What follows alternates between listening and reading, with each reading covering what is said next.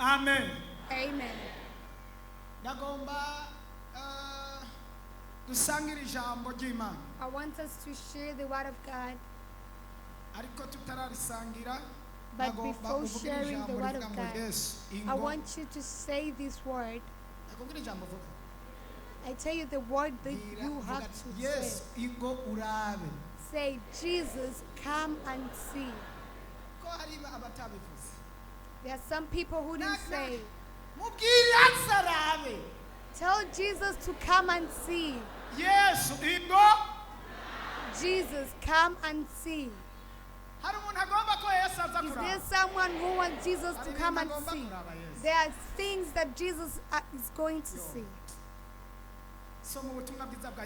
Read the word of God. That was written by John.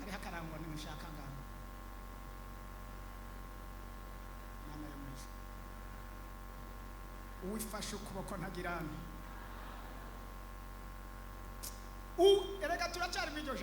speaking the same word. The person who is held by the Lord don't die.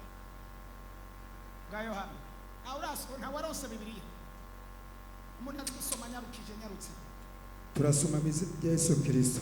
Amen. Yohana igice cya 11 ku murongo wa 31 na kane. John Aravuga ngo chapter 11 verse 34. arababaza ati mwamutaye hehe? Bati mugenzi wino urabe. Amen. Amen. Where have you laid him? He asked. Come and see, Lord. They replied. Arababaza ati mwamutaye. Where have you laid him? Mugenzi wino. They replied, come and see, Lord.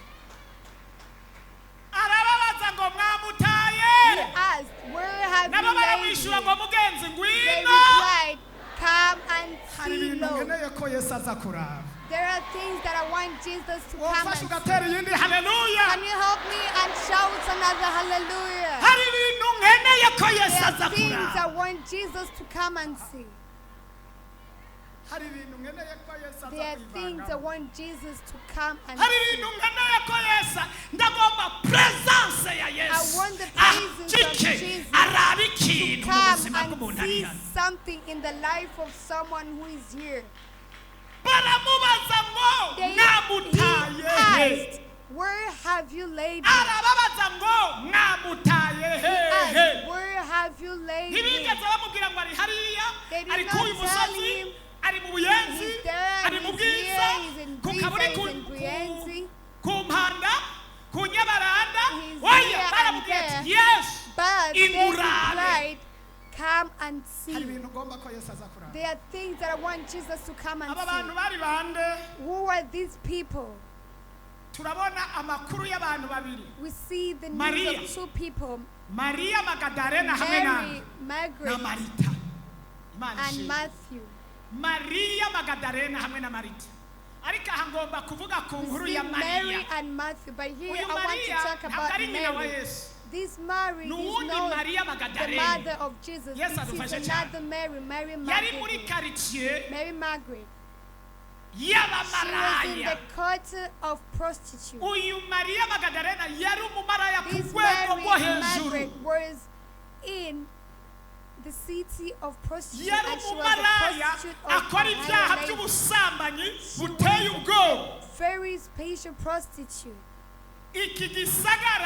Bari baragihariye ivomo mbere cyari gisagara cy'ubumaraya mbere cy'abakobwa bakora n'ubumaraya ku rwego rukomeye kuburyo biyandikisha no muri leta bakishyura amafaranga y'ubumaraya bakoze. To the extent they were even writing their names kandi abantu barabamaraya muri iki gisagara cyane babikora barabambika n'ibimenyetso byerekana ko ari abamaraya. Icyo gihe abamaraya babambika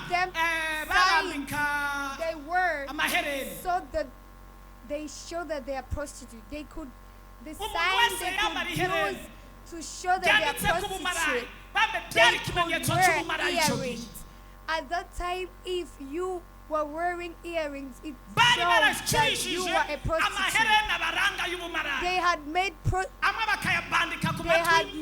ku mazuru Earrings ayandi ku rurimi for ayandi ahariho prostitutes. hose icyo gihe umubonye afise icyo They could kimenyetso wear them ntiwirirwa others wibaza ibindi earrings, ntibyari others ugushaza are not. wamenya ngo urya ni imaraya At that time, it was not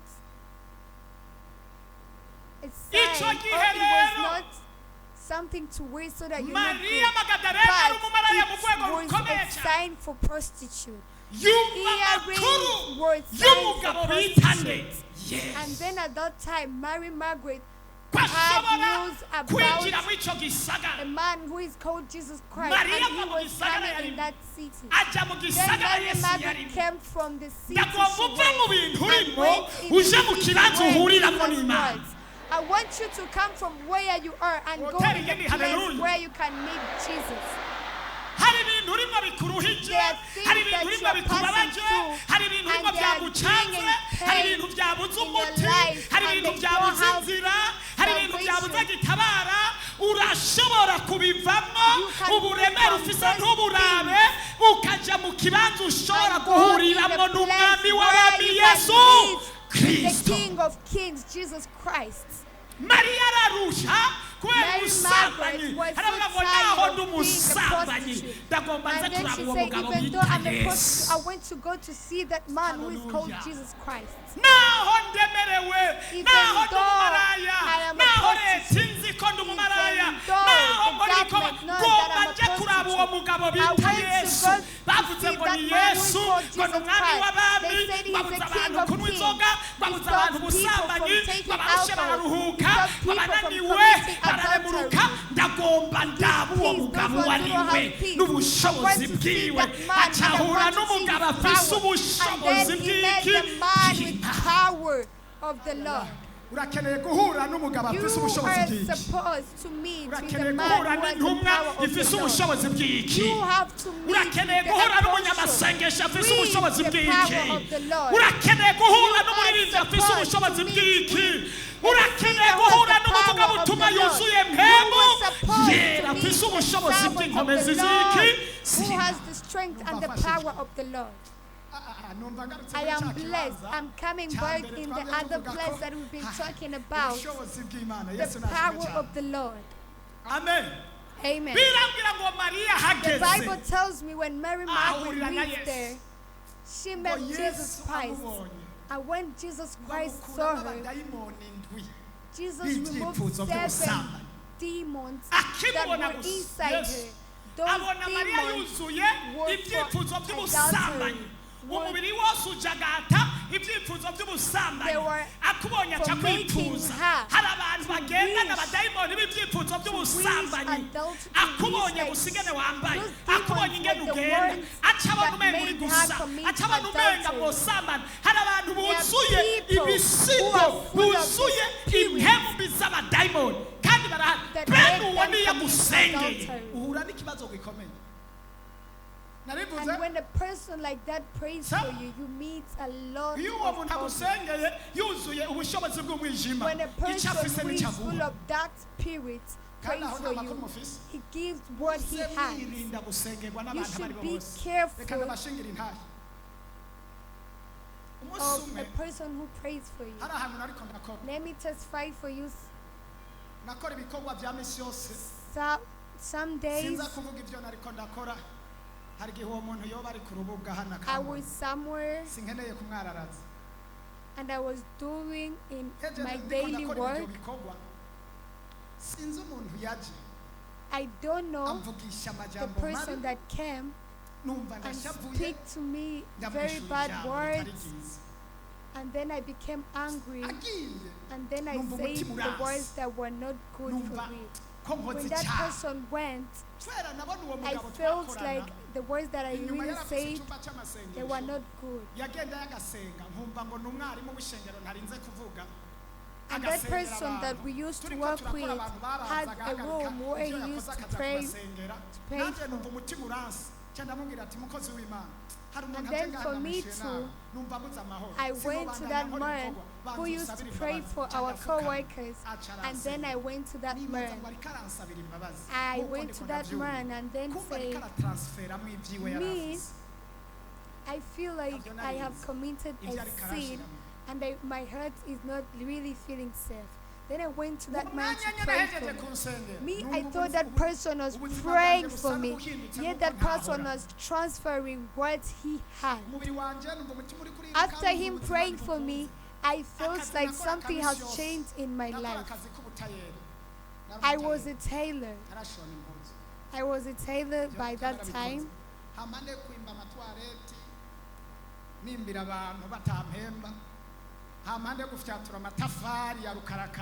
Aside from making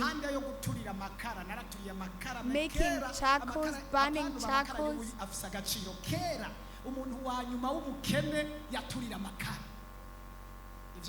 in these days now burning charcoals is a very good job, but in our days burning charcoals was a job for poor people. So when I was tailing, I felt like I was not okay.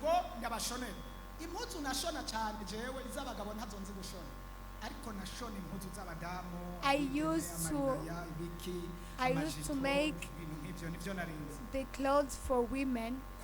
They were the ones that I knew how to make. In my life, I could not wish anyone.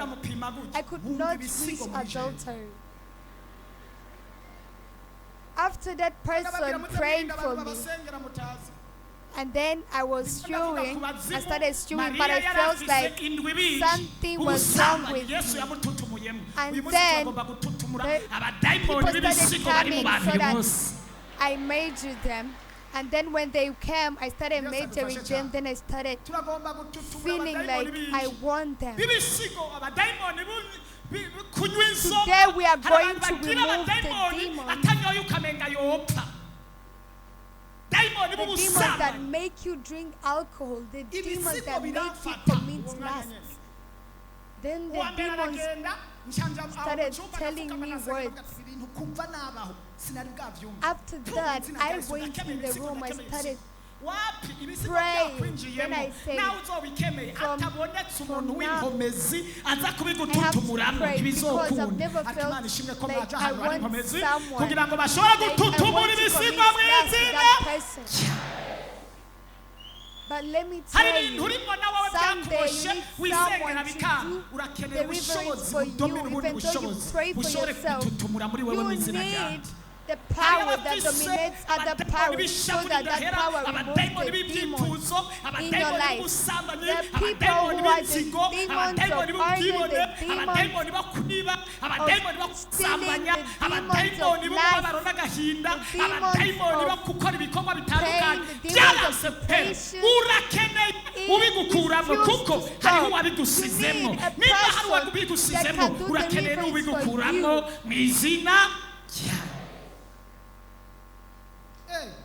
Hey. When I came from the room where we used to pray from, I came back and started stewing. After that, another person came. For that person, I didn't even need to measure them. When that person was standing there, I felt like I could just grab that person. After that, I closed everything and went home. When I was in the road, niwe nabona gusa ariko umuntu wese umenga n'umudamu wamenga nasaze ndavuga ibi bintu nibiki nta n'umuntu nabwiye I did not tell anyone about it. I was just going home. When I was walking in the road and I could see a girl coming in my way, I could pass in another way. Let me tell you, you should be careful by a person who prays for you, because a person gives what he has. If that person has the spirit of hatred, you are going to get hatred. If that person has the spirit of love, you are going to get love. If that person has the spirit of peace, you are going to get peace. Don't just meet with anyone and you allow those persons to pray for you. Don't be shocked with a person who is going to prophesy for you, and then you believe that person. Because a person just told you things about you, and then you start believing that person. Let me tell you, even the devil sees. By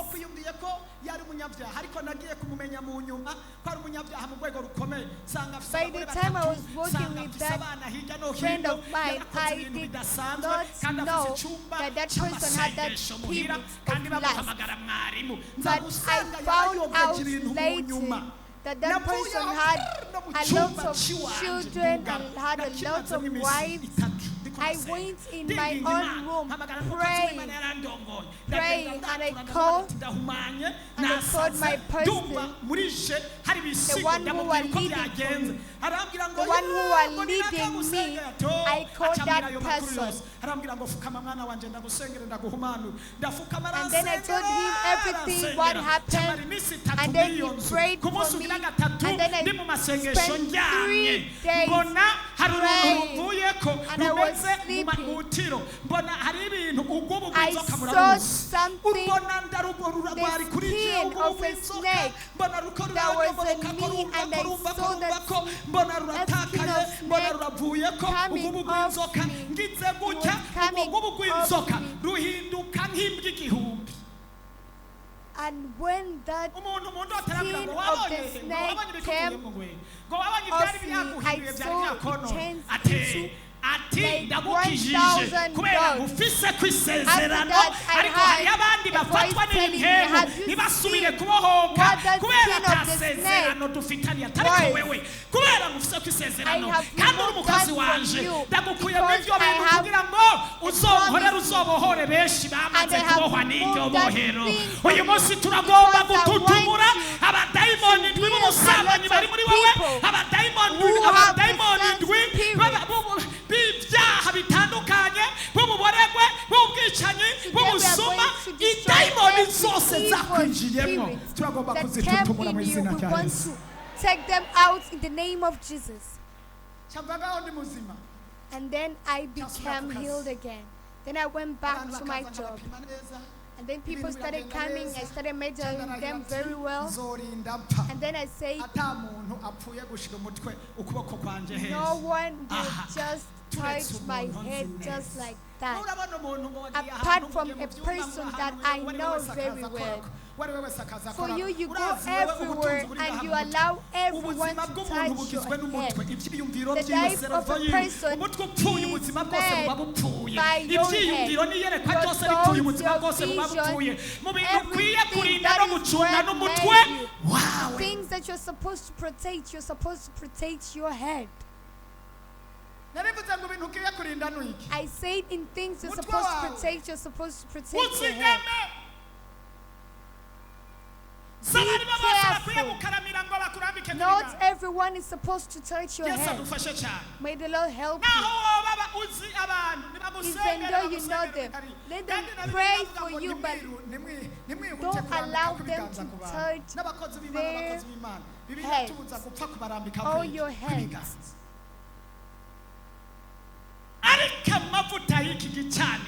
But the anointing of this altar is coming to heal you. Everything that was inside you, if you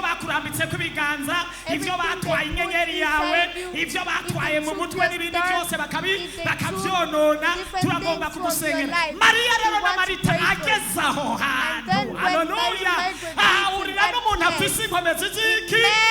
the person who has the power of the Lord, that is the King of the King. muhure n'umuntu afise inkomezi z'Imana muhure n'umwami w'abami ashobora kugututumuramo abadayimoni barenga indwi bari mu buzima bwawe mu izina Yesu agendagende mwaya makoraniro agendagende bari ku rubuga abantu bose bari mu ubwo bushobozi bw'umwijima abakuremo ababoshwe n'izo mpemu abari kuri YouTube na Facebook bafise ibyifuzo by'umubiri bafise ibibahinga barara barisambanya barara bumva umenga bosara barara bumva hari impemu bizababoshe darungi ku bushobozi bw'Imana bubakore ko bubatutumure yagomba ngo muhure n'umwami w'abamari we Yesu Kristo mu izina. And let them meet the King of the Kings in the name of Jesus. Now, when you tell you, hallelujah. Is there anyone who can shout hallelujah? nta wundi yotera iyindi haleluya kandi Is there anyone who can shout another hallelujah? amen maze yesu ngo aca ahura nawe aca And then mukura mwabo Jesus badayimoni Mary Magdalene mariya and abarakijijwe removed ntiyasubira those muri bwa bumarayi aca akura ya mahereni ayari ku And then mazuru Mary Magdalene ayari ku removed mabere the earrings ayari ku maguru that were arayarandura on the- aca on yaterera her yesu ears, the aravuga ngo nose, ndaje the breast, on the ndemeye legs, and she ndihanye said, haleluya I repent. nditavye yesu ndamukiza amaraso avuye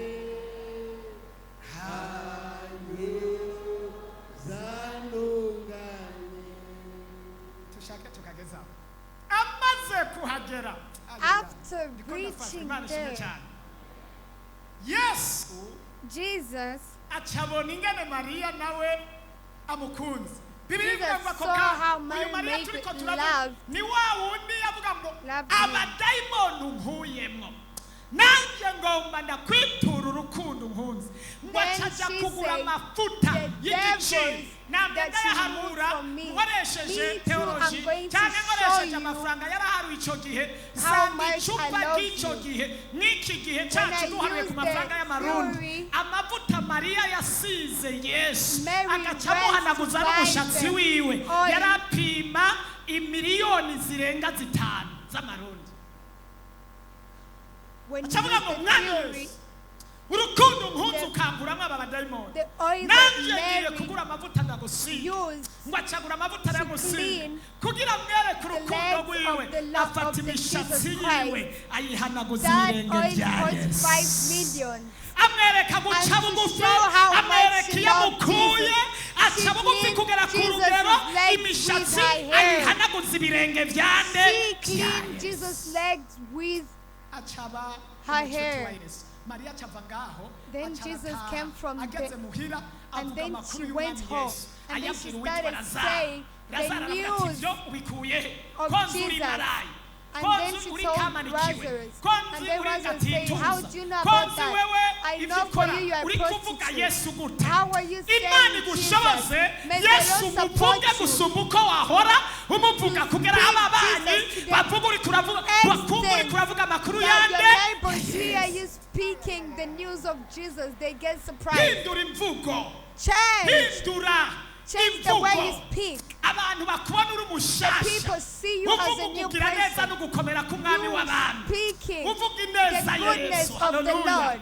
mariya aravuga yesu Mary started mariya speaking aravuga about yesu Jesus. lazaro aravuga ngo kubw'ibyo Then Lazarus ndagomba said, nanjye unjane Me too, unyereke I uwo want yesu you ari to we take me and iyo show me umaze that kumenya yesu Jesus. utegerezwa When you kumubwira know batamuzi Jesus, kandi you nabo are supposed to bakamukurikira tell those mbega ones hari who umuntu don't know yamukurikiye Jesus, hari so that umuntu they ariko also aramukurikira follow Jesus. kubw'amajambo Is uri there kuravuga ya yesu someone hari umuntu who uri is kurakora following Jesus lazaro because acakurikira of mariya you? no Then- kwande haleluya Then Lazarus tuzi icyubahiro followed cy'umwami yesu Mary nimba hari umuntu uri kurazana kuri show. yesu uri kurakora ingufu kugira ngo hagire ugukurikira to imana see iguhezagire Jesus. cyane haleluya Amen. sasa lazaro ahageze When Lazarus abona reached, urukundo rwa yesu he saw abona the imbabazi love za of yesu Jesus. yo numva He mfashije saw the Reka forgiveness ndababwire of ibintu Jesus. bitatu. Let Oya, me tell you ibintu these bibiri. three. No, let me Yes. tell you two things. Jesus. Let me tell you these two things.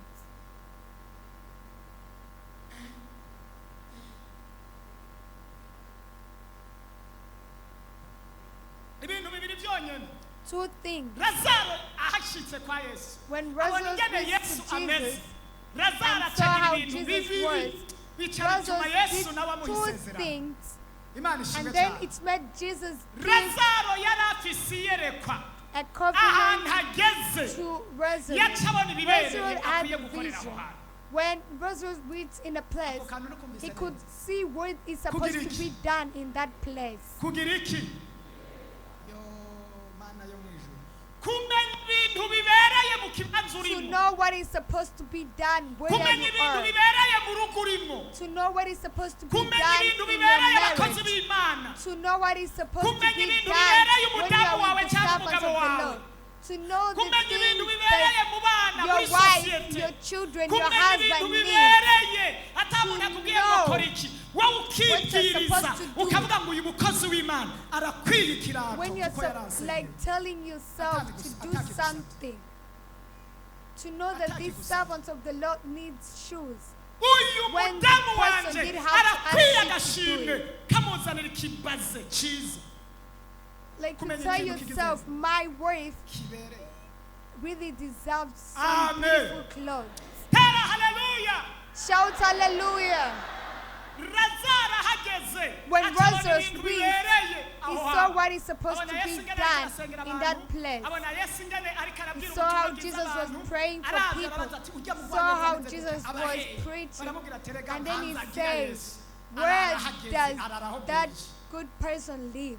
Then they told Agize him gutya, that abona Jesus imvura doesn't iraguye, have baranyagirwa, where he Yesu ari lives. kumwe n'intumwa, barakubitika, And then he uwo saw mwanya how nyene Lazaro, Jesus wabona ingene yabakubise, was aca suffering, aribwiriza, aca and ava mu then makoraniro, he aca aza gusenya inkwi, went. inkwi arazisenya arazirunda, ahejeje aca acana umuriro, harya Yesu ahejeje kwigisha n'abigishwa biwe, After that, arababwira ati, Yesu Lazarus mwarushe, went ingo mususuruke, n'abacaniye akariro, went to igihe prepare mwariko muravuga where ubutumwa Jesus bwiza, is going nabonye to ko come mwanyagiwe, nabonye ko after mwakanye, preaching. ingo And then mususuruke. Lazarus, Yes, after Abraham. preparing the place, he went Hallelujah. to Jesus and said, I saw Kwibwiriza that you are ukamenya tired. ibintu bibereye. Yesu Come, aramuraba. I show you where you prepared Yesu for you, araraba so that ingene you get some rest. yibwirishe. And then Hararaba Jesus urukundo saw mukunze. how Hararaba he ingene told mucaniye himself umuriro to wo do gususuruka.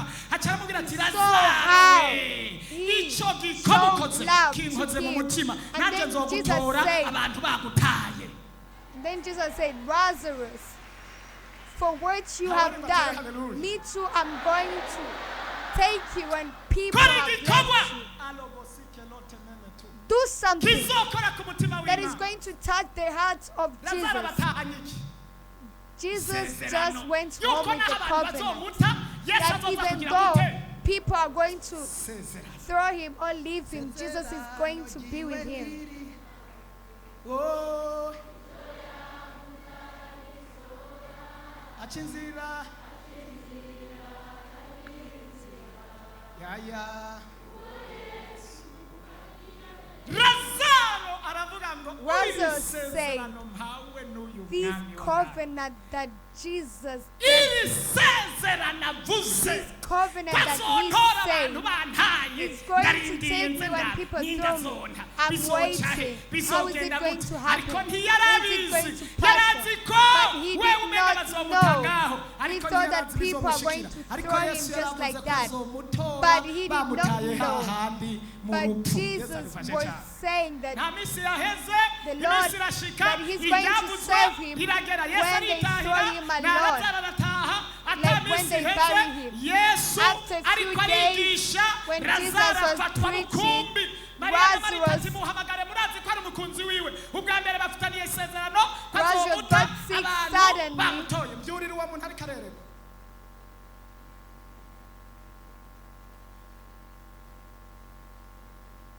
tuzi icyubahiro ube weretswe ibyiza ntube weretswe umunya Imana idufashe cyane may the Lord help us. aratahanye iki The, Lazarus went home with the covenant. arigumana hararigendana ukwiye kugira He stayed isezerano with the covenant ugendana and worked Amen. with thee. You are supposed to have a covenant that you work with. I'm going to start preaching. Hallelujah. I mean, I have started.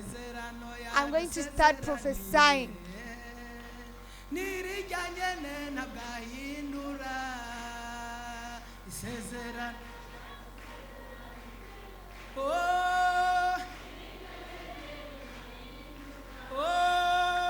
Bimwe mwavugana mu masengesho n'ibijyanye n'irihinduka isezerano yadusezeraniye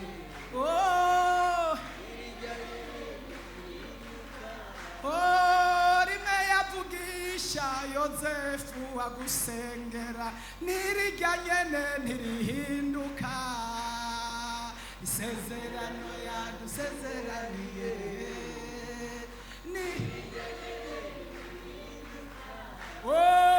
bimwe warota uri mu nzozi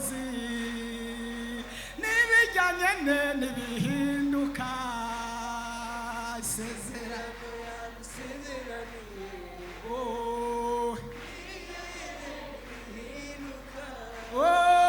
bimwe yakubwira mu ijambo ry'Imana nibijya nyene ntibihinduka isezerano. Hey! Nafashijwe. Amen. Amen. Yibuka isezerano. Hallelujah. Bamutumako Yesu ntiyaza. Then they called Jesus and he did not come. These brothers didn't know what to do. They called him the second time he didn't come. The third time Jesus didn't come. After some time, Lazarus died. But the second time, they went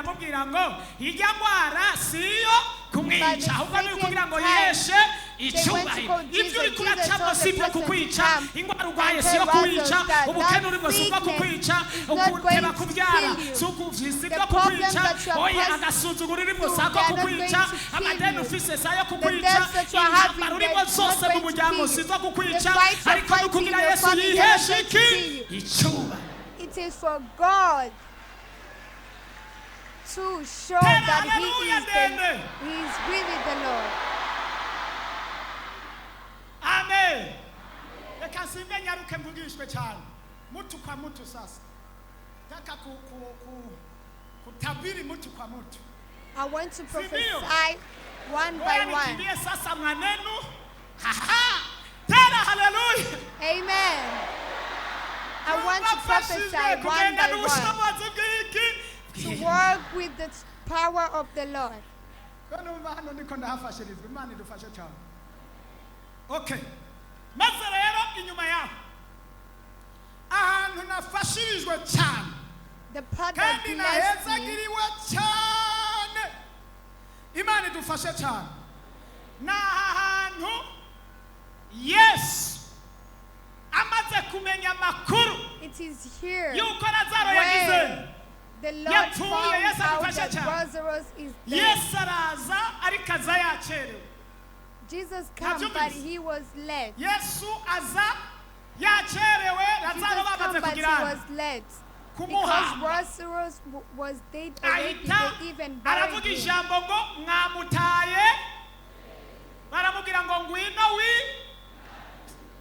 ndagomba aza kwirabira ibintu mazemo igihe aza kwirabira ntatuma umuntu oya ntatuma umuntu ikambara umazemo igihe turagomba presence ya Yesu aze yirabire aho bakugaraniye aze yirabire amarira umazemo igihe aze yirabire ibyo bafunditse aze yirabire aho bamutaye azagire gute. Let him come and see what they throw you. Let him come and see. We don't want him to stand anywhere. We want Jesus to come and see for himself. Shout hallelujah. Allow me to stand up on your two legs and tell 2 or 3 people. You tell them, I want Jesus to come and see. Come and see what you are present to. Let him come. Let him come and see for himself. Let him come and see what they need you. Let him come where they need you. Let him come for himself. Let Jesus come. Let Jesus come and see. Let him not send anywhere. I want him to come for himself. The time you've been single, let him come and see. Let him come and see how you've been single for a long time. How you've been jobless for a long time. Let him come and see. Shout hallelujah.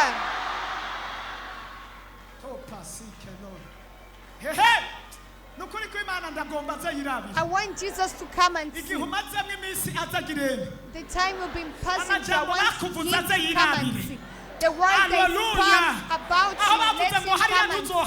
God, they say that you're not going to reach there. I want his presence to come and see. nimufashwa mwa badamu You mwe are not ariko nimufashwa mwa bagabo mwe You ariko don't be nimufashwa mwa blessed. misore You mwe don't anze be kugira blessed. gute I want you to yirabire come ahantu bari barakuboheye Prayer, ase then yirabire you. ahantu bari Then barakugaraniye you think. presence yiwe imuteye kuza kumirante Let kwirabira come. arabaza ngo bamutaye hehe He nabo asked baramwishyura where ati oya ngwino where wirabire did you ntitubwira lay hari it? ahubwo But ngwino every prayer, wirabire come and niwahagera hari icyo ukora When niwahagera you lift up ibintu your birahinduka hands, niwabona when agazara you umukunzi think wawe about it, hari icyo uza when you gukora see your love oh of God, naze you're yirabire niyahagera Let him mama come. arakora When ikintu he reaches, gishyashya he's going to Ah! do something new. naze yirabire n'ukuri kw'Imana Hallelujah, let him naze come yewe yewe yewe yewe and see himself. naze yirabire dudu naze Hallelujah, let yirabire him come. naze yirabire we Come. akaba abantu murahari naze yirabire mukobwa And wanje these people around, naze let him yirabire come n'ukuri and kw'Imana see. ndagomba Let him come presence and ya see. Yesu I want the urabona igihe praises of tumazemo the Lord. igihe naze Are you yirabire seeing the time we've maze been uko abantu passing? bakubariye Let him ngo come and muzopfa uyerera You know naze what the yirabire people told you? Aya. That you are not going to Ndafashe reach ingwenya. anywhere. Let him come and Ukuri see. kw'Imana I naze. am blessed. Let naze him yirabire come. ibintu Let him bakoze kuri wewe come. bwana Lord, they naze did to you. yirabire Let him ibintu come. bakuvuze ko The naze things they yirabire spoke about you, let him oya n'ukuri come. kw'Imana naze yirabire Let him come. ntidukeneye uwatuma naze yirabire we anywhere. no frere We naze want him to yirabire come and abagutwaye umugabo naze people that yirabire took your abagutwaye husband, let him come. ubutunzi bwawe The people that inyenyeri took yawe your money, abagutwaye people that ibikorwa took your third, abagutwaye people that amasezerano took yawe your job, people ndagomba that took yesu your aze promises. yirabire I want Jesus to come and see. urashobora kwicara gatoya You can sit. akwicarika ahantu nyene yaravye ko wicara Let Lord give you the seat that you really deserve.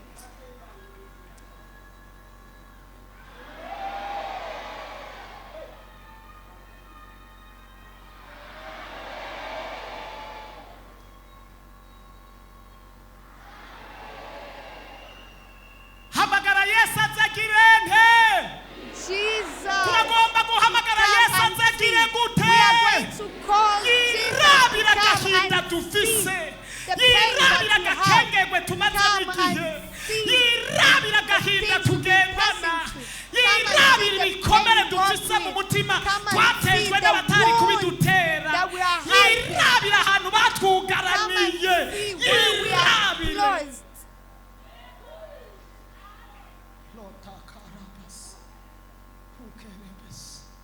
yirabire Jesus to come and turagomba see. aze yagirene We want him to come and see. baramubarira ati yesu twaguhamagaye ko urwaye They say, niwashoboye gushika we call- utubagije aho we called you bamutaye when he was natwe still ntituhavuga sick, ngwino and then you wirabire were telling turabizi us aho to say where ugeze he hari is. ikintu Come gihinduka and see, Lord, for yourself. We know where you reach. Something changes. ariko nta muntu ari muri iki kibanza ariko There's arahezagiza someone who is here and that nta person muntu ari muri is iki blessed. kibanza akeneye ko Someone yesu who aza is kwirabira ahantu feeling ageze blessed. nta Someone who muntu wants ari muri Jesus iki to come and kibanza see for himself. akeneye elevasiyo Someone y'imana who ko wants yesu the Lord to ahagera come and serve akirabira them. oh Because the haleluya Lord is, we want Jesus to come and see. mariya Mary, igihe lazaro yagwaye when Lazarus was biratumye ko sick, bamuyomba ntibazi he Abaje called nabo the nta kintu uncles bamumariye and they did Lazaro not come. aratinda And arapfa those ones who even n'ibyo come, bamukorera ibitamuha didn't ubuzima help him with ibitamuha anything. ubugingo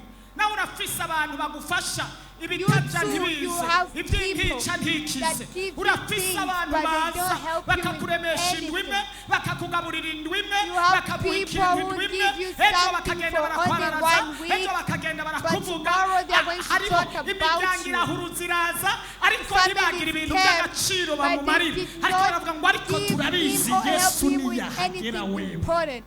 But baramubwira ngo they yesu said, we know ntitukubwira if ahandi Jesus ariko ngwino comes, wira we are not going to tell you where he is, but come and see. ariko nta muntu ariko arafashwa umenga There's abantu badafashwa someone who nofata is iki being gitari I feel ntabakubita like imirya people who are not Sinzi being ingene blessed, I mubigenza. feel like Ariko taking mwabaye this gute? guitar and I don't know what I can do for those people. turakeneye ahantu mu we live where the family didn't reach. We want Jesus to come and see. turakeneye ko Yesu ahagera We want Jesus akarunguruka to akirabira come and ubuzima reach bwawe ingene and come to bumeze see for himself how your akirabira life abamusenga going. ingene bariko barakengerwa To come and abamwubaha see ingene bari mu mubabaro how the abamwubaha people aho that yatura pray and pressing abamwubaha pray. ingene bariko barakengerwa The people n'abanyamahanga that honor him, how abamusenga are being umaze igihe disrespected kirekire by usenga people. ariko The people abanyamahanga who are bariko praying. barakugaraguza agati You've harakeneye been ko praying Yesu for aza a kwirabira long ahantu time, heza but people are taking you for granted. We want Jesus to come and ariko hari see. inyuma ntawotera haleluya Right akeneye ko behind Yesu you, aza there's kukuraba someone who can shout hallelujah. hariya kujya umunani nawe ukeneye ko Yesu yomuraba ngo atere haleluya Someone to shout hallelujah. hari inyuma ntawe ukenera Yesu ngo amurabe atere haleluya Someone who wants Jesus to come and see baririmbyi to ntawe shout ukeneye hallelujah. ko Yesu yomuraba ngo atere In haleluya the choir, ku someone gicenda wants ku Jesus to gicenda come and see to ku shout gicenda hallelujah. haleluya On the side, shout muri etaje hallelujah. haleluya Upstairs, twebwe hallelujah. twese haleluya Everyone, hallelujah. Rotakarabasi. Amen. Amen. urakeneye ko Yesu You aza need Jesus to come akaraba and see ingene umugabo wawe yononekaye how your husband Akanaba. changed. ingene abo muvukana bwononekaye Come and see Akaraba. how your siblings urudandazwa changed. rwawe ingene bagwishe Come and see how your Akaraba. business kampuni yawe ingene is bayishe destroyed. akaraba And see ingene how famiye they yawe destroyed your bayishe company. Come akaraba and see how they destroyed Yesu arakeneye kuza your akaraba family. ingene wari Jesus ufise needs inyenyeri to yo come gutera and imbere see y'igikundiro yo how they kuroranirwa took ariko your abarozi story of barayifuriye love and abadayimoni the story barayifuriye of abamuvukana independence. barayifuriye The devil waradandaza destroyed it, ukunguka they took ariko ubufata byanka He used to bariko baguhimba succeed. ayandi mazina You are a bariko barakonona successful person. ariko But turagomba now, Yesu azagire gute yirabire Jesus, come and see.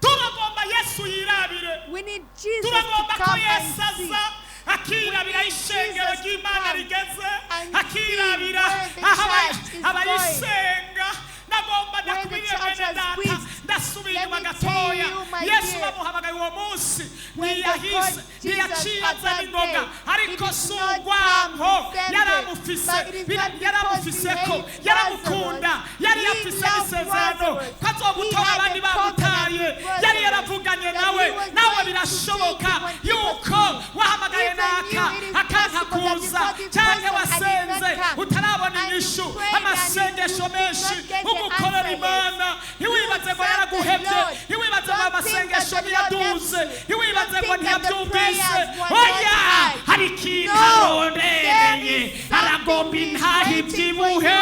He aragomba is intahe waiting ikomeye for you to get a very aragomba big intahe testimony. ivuga A very aragomba strong intahe yihesha testimony. icu Word. mahiro A testimony that is going to earn respect to the Lord.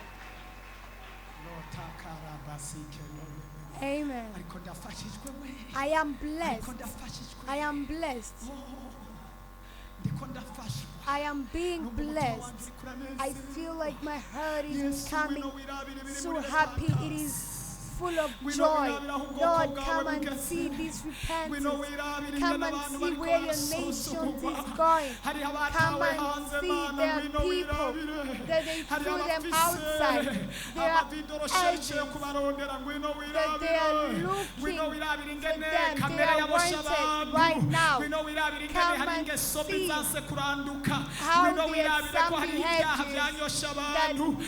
they have some behaviors wirabira abantu bakuze bari bakeneye kurongorwa ariko byanse kubera imigambi y'abana b'abantu ngwino wirabire ndagomba Yesu aze yirabire ndagomba Yesu ahagere turagomba guhamagara Yesu aze yirabire umuntu ku muntu one by one. ntakorere muri kivunge ntakorere mu giki ntakorere mu kivunge kuko n'umunsi Yesu yaza ntabwo I yahamagaye want bari barapfuye Jesus to bose come yahamagaye umwe gusa and yitwa see nde one by one. ndagomba Because se even avugane when he n'umuntu went hari for hano that, umwe he ku called muntu one person. umuntu ku muntu I want him to come and navugane speak n'umuntu ku one by muntu one. yesu Come ngwino one person, wirabire ingene Jesus, ishengero come ryawe and rirushe see how canke your ribabaye church is tired and your church is suffering. Amen. I feel the praises of the Lord. I feel like the glory is here.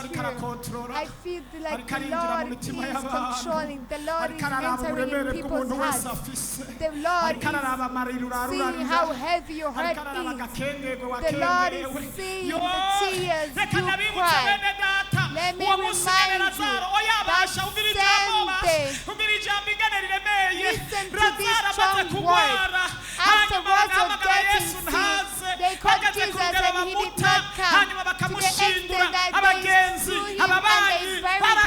The friends, the neighbors, ngo yamwaza mwiyemera ngo Yesu n'umukunzi wanyu ngo and none ko people started ataje saying, ngo ko ataje you used to say kubatabara that ngo ko Jesus is nazarashitseyo the ngo lover, and he did not kapfuye come to ngo uwo save you. mwishimana ari See, hehe he hari died. igihe The bababona people muje that you used to gusenga show ngo mugiye free, gusenga kwa where is Yosefu he? ngo mbega Then ko bavuga ngo sometimes bakora they see you ibitangaza coming ngo here, ko bitarakoreka here at ngo mugiye muri repentance, and then they repentance tell mumaze you, igihe you usenga say that abantu there are bakagukindanga miracles. I've ariko never seen bakibaza any ngo miracle byaheze happening oya to you. Yesu You go yarabaretse every day babanza praying, I did not barabakindanga see anything babanza happen. baravuga That's what amajambo people say menshi upon you. ariko ku iherezo No, but azazana let me ijambo tell you rivuga ngo something. At the funga end, kinywa Jesus comes and he brings these strong words and he said, shut up.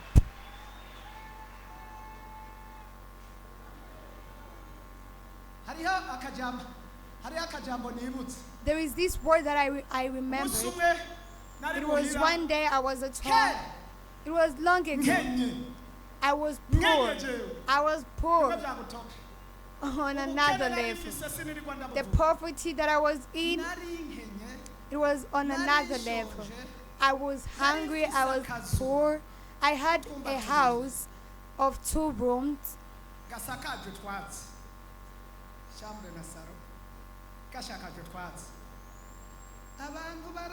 And that house was built with glasses. The roof was built with glasses.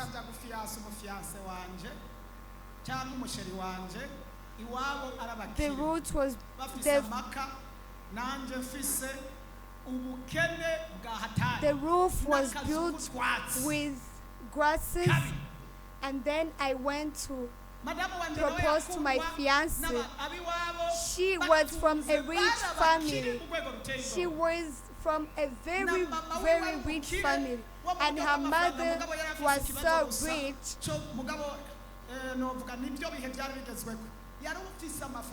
Her mother was so rich to the extent that she could not even take that money to the bank.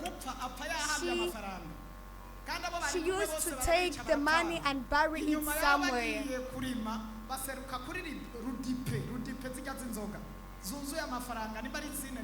She had a lot of money to the extent that she would bury money.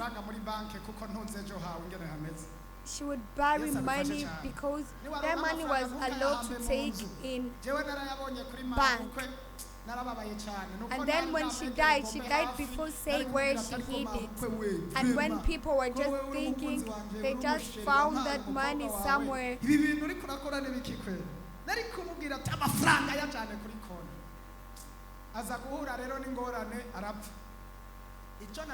the problem was that her mother died before saying where she hid the money.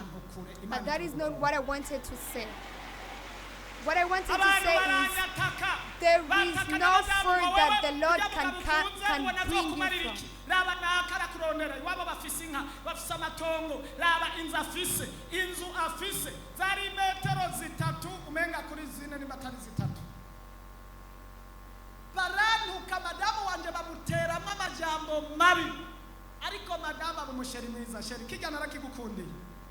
They told a lot of words to my wife so that she gives me.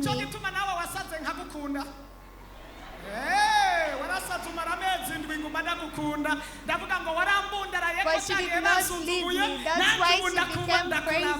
And I also didn't leave her. I stayed by her side. Even though they told me to leave her, how can you stay with the crazy woman when there is normal people? Then I said, because she allowed me when I was a poor man, me too, I'm also going to allow her and stay with her when she's crazy. You people who like VIPs only, you should also check their hearts and also check if they pray.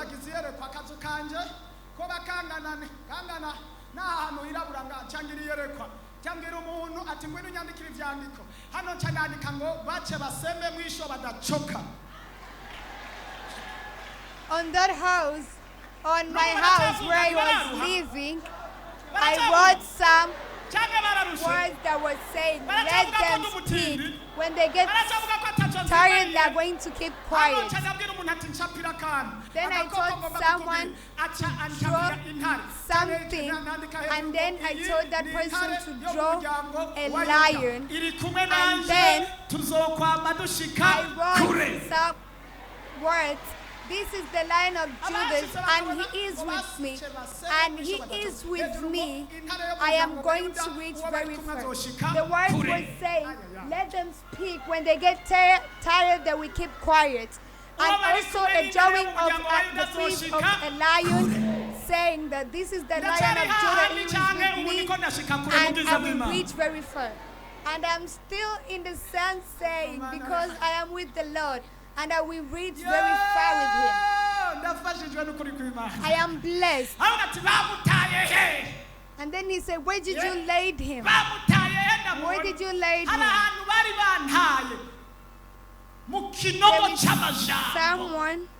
There is somewhere they had laid me in a hole.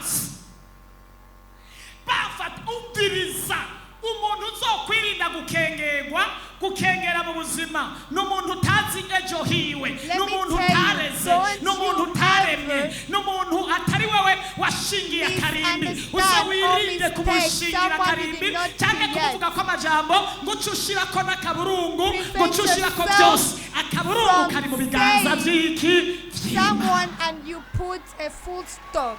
Because you are not the one who puts a full stop on someone's life. The Lord is the one who puts the full stop on someone's life.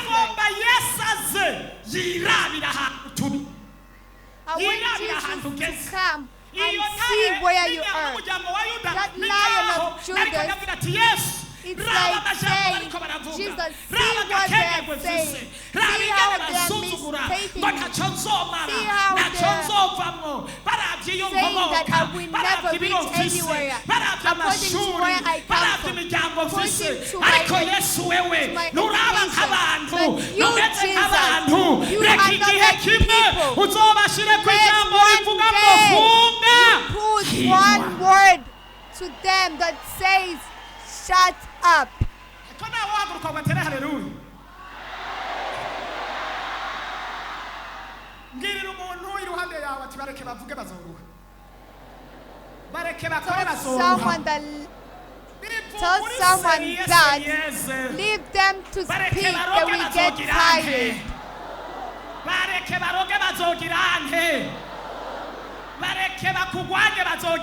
Let them fight against you, they will get tired. Let them speak, at the end they will get tired.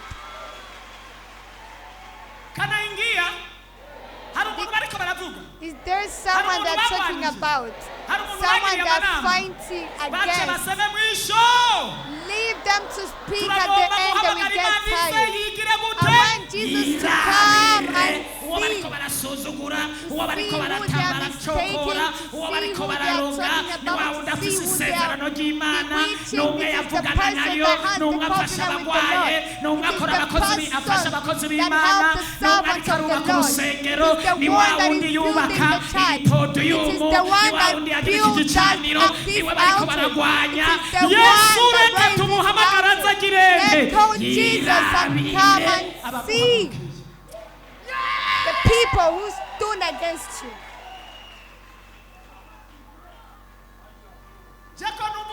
ruratse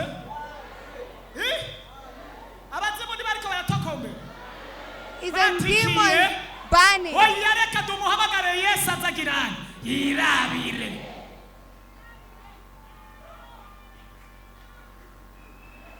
Let Jesus come and see. navugishijwe Did I prophesy? navugishijwe Did I prophesy? ijambo ry'ubuzima The word of life. umuntu ku muntu ariko arabona ibyiwe One by one hari umuntu yamaze kubona is ibyiwe Then ngiye guhamagara each Yesu person is nimba seeing nkiri umusheri wiwe their nimba things. kiyemera I'm going to call nimba Jesus. nkikorana nayo If I'm nimba still kiri mw'iri in shengero God, ndagomba if I'm ndamuhamagara still azagirenge walking with the Lord, I want to call Jesus and come and oh see. hallelujah hallelujah Amen. oh hallelujah Amen. koko numva ndiko ndafasha I feel like I'm blessed. rode unabarikiwa Is someone else blessed here? wafashijwe Are you blessed? tera hallelujah Shout hallelujah. wewe nabwiye korode wenyene I told Claude to shout hallelujah. abakugicenda ntibabyumvise Shout another hallelujah.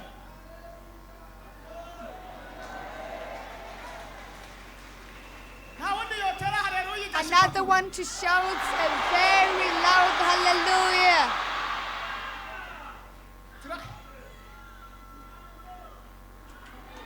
nta wotera hallelujah y'umurambararo ari umwe Another one to shout a very, very strong hallelujah.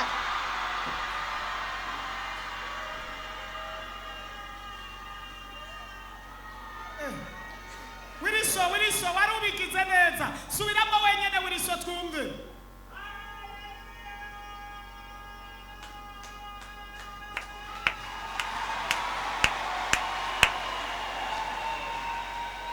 twese hallelujah All of us, hallelujah.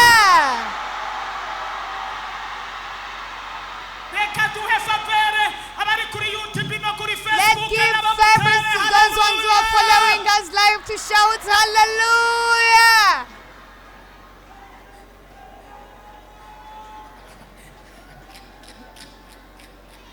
mwebwe muri hose muri hano muri kuri Face muri kuri YouTube muri kuri TikTok hose ndabona bariko baratwenga amatwenga arabishe umve rero turagomba Yesu aze kugira I ane want Jesus to come and see. urabona hari igihe n'umubahwa You ashobora see gutuma abantu sometimes bakamucanga bakamuhenda ngo ibi bimeze uko atari ko biri ngo ibi byagenze uko atari ko Even a biri special ariko person akagera can igihe send akaza kugira people. ane. iyo ahageze And hari then ikintu they gikomeye. come and tell him this Gihora and this, gikoreka. or they even maybe lie to him. But ngo wowe it ngo ibi, also ibi, ibi, sometimes ibi, takes ngo him fata to urugendo, come ngo for utahe him amahoro. so and see. Aca ateke. And when he comes, Yes. something happens. aragomba Now kuza imagine kwirabira if Jesus Christ ubuzima bw'umuntu uwo ari we comes wese to see. yo nta muntu ariko ngo atere indi haleluya Someone who is here to shout hallelujah. amen amen Amen.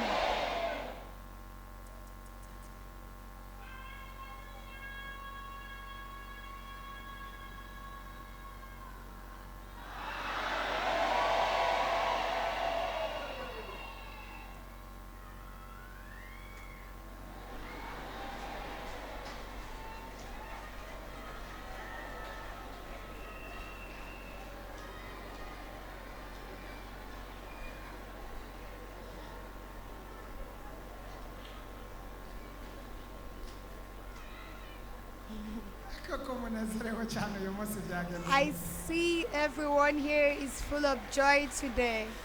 I don't know what happened. iki ni ikimenyetso nababwiye ngo uyu munsi Yesu aragire gute Sign. I abatwenze told you that today may the Lord give you joy. kandi ikimenyetso cyerekana aho This Yesu ari is a abantu sign babuze umunezero baronka That umunezero Jesus is here. ngo baramubwira ngo Yesu azagirene They, sasa rero they referred to muhageze Jesus to come and see. gira mugenzi So wawe when muhageze. he reached, inde Jesus ahageze Christ, he ha when he muri reads bya bindi word, Yesu in wahageze. other things, when he reads aho Lazaro bamuhambye where they buried Lazarus, Lazaro ahantu bamuhambye where they buried Bibiliya ivuga Lazarus, ngo ikigumbagumba The Bible says, gica kiramufata then, umwanya nyene then he became Amen. emotional. ndagomba ikigumbagumba gifate Yesu I ahageze mu want, byawe I want afatwa when Jesus comes to your n'ikigumbagumba things, I Hallelujah, want Jesus to become hallelujah. emotional. yinjiye muri dosiye yawe When Jesus comes yinjiye muri into your akaraba ibintu documents, bagukoreye when Jesus akaraba comes and see what they imyaka did for you, akaraba ingene when Jesus comes warenganijwe and akaraba see ingene the wambuwe years you akaraba spent, ingene ibintu when wakorewe Jesus comes and sees ikigumbagumba what they kimufate did for Yesu you, let Jesus be ndagomba emotional. ikigumbagumba kimufate I want Jesus to become Ariko Mana emotional. y'umugisha. Uwo mwanya nyene ngo ahita arategeka At that time, then Amen. he commanded. ahageze ahita agirana When he wished, he commanded. ahageze When he reached, jamari ngo Jamari. ahita arategeka then he commanded. yafashije uyu munsi ndagomba Yesu Then I niyahagera want Jesus agira when ibintu he ategeka mu buzima let bwawe him command some things in your life.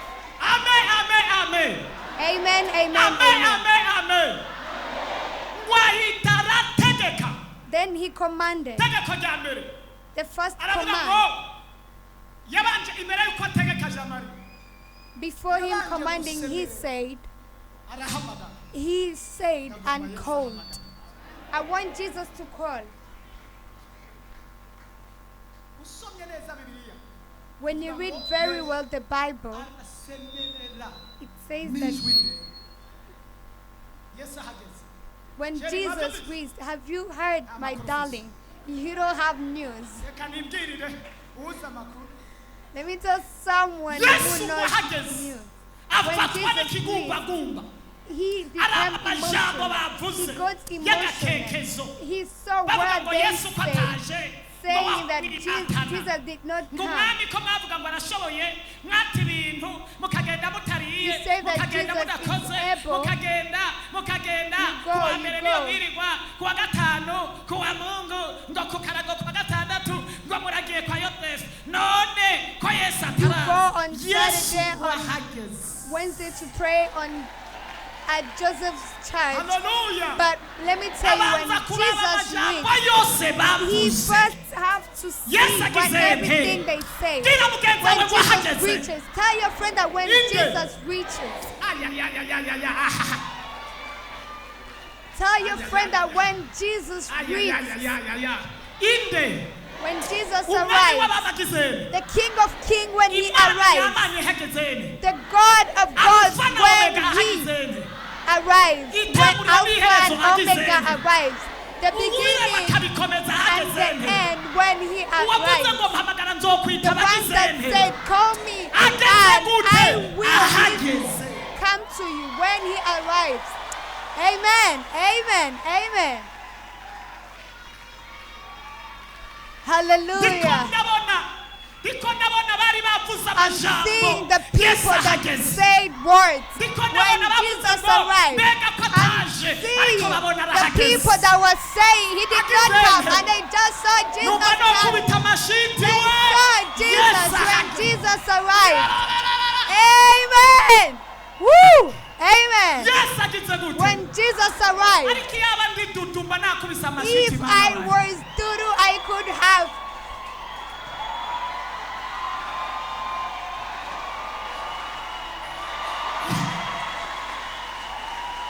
Hehe. Hey, ahageze when Jesus arrived, umve iyo listen Yesu to me. ageze ahantu When Jesus arrived in ahinyanyuranya a amaboko. place, Mariya na Marita bari mu kiriyo Mary ariko and Yesu ahageze Matthew were hari crying, but when umunezero Jesus abavuze arrived, amajambo baca baja mu joy kiriyo came. They, woo, woo, and those ones who were speaking words were the ones who started crying. ahageze ni When kuri Jesus kw'Imana ndagomba arrived, Yesu ahagere I want Jesus to arrive. haleluya Amen. ahageze I want ngo Jesus to atarasemera arrive. ngo And then Lazaro he screamed sohoka and said, Lazarus, come out. Woo! Hallelujah! Hallelujah! haleluya Amen!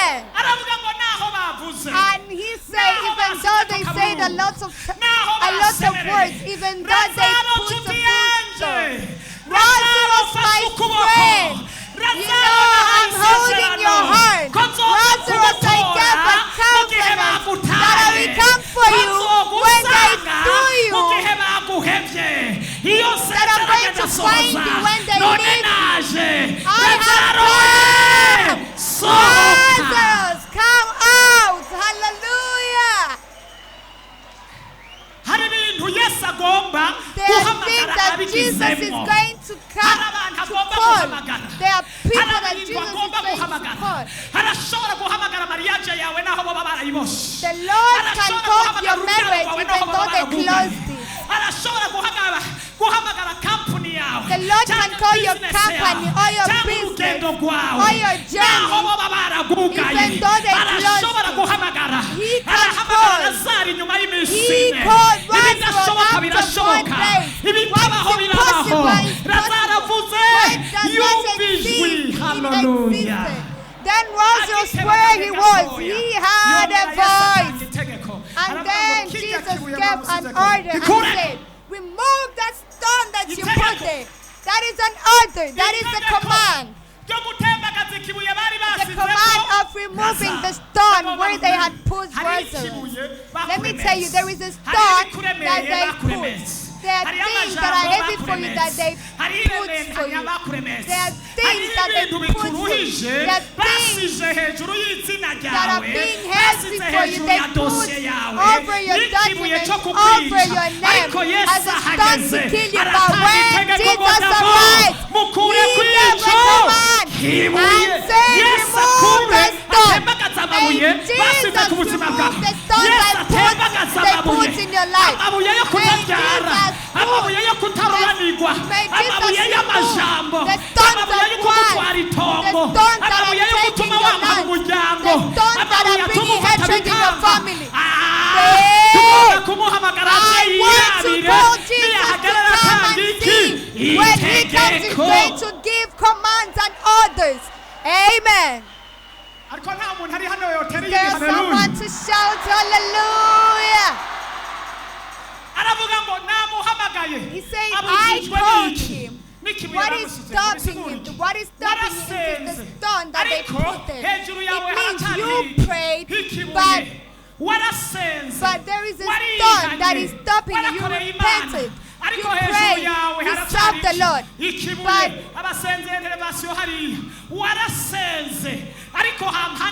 prayed, but beside you there is a stone. You prayed, but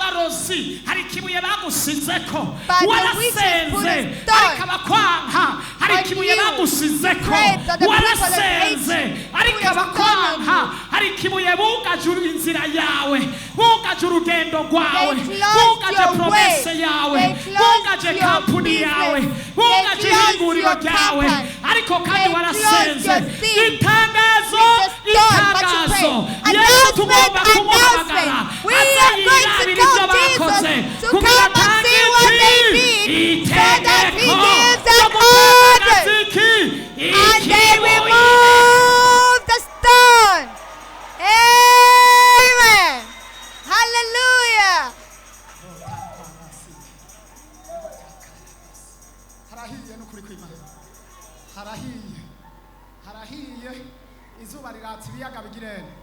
The sun is shining, the lakes are going to shine. What they did, we are going to make them melt. Okay. Then Jesus said, remove that stone. Then they removed the stone. Then Jesus said, Lazarus. Lazarus, I said, come out. Then Lazarus, woke up.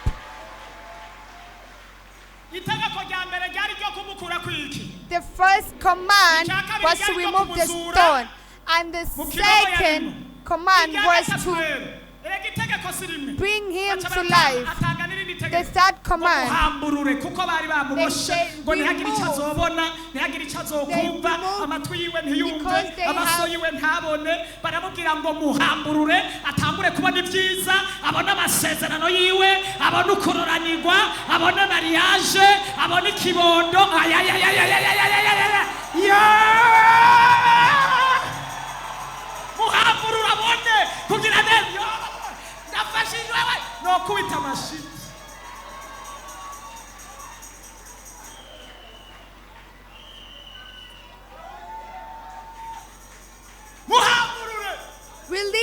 him.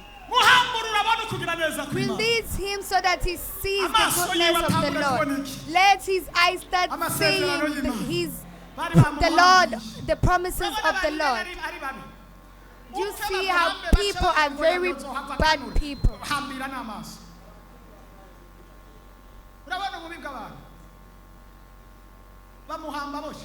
Then they buried him when they have first traced him. But they did only treat his hands. They even treat his legs and his hands and his eyes.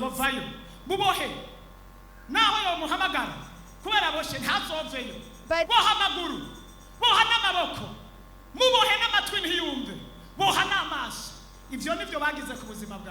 that is what they did in your life.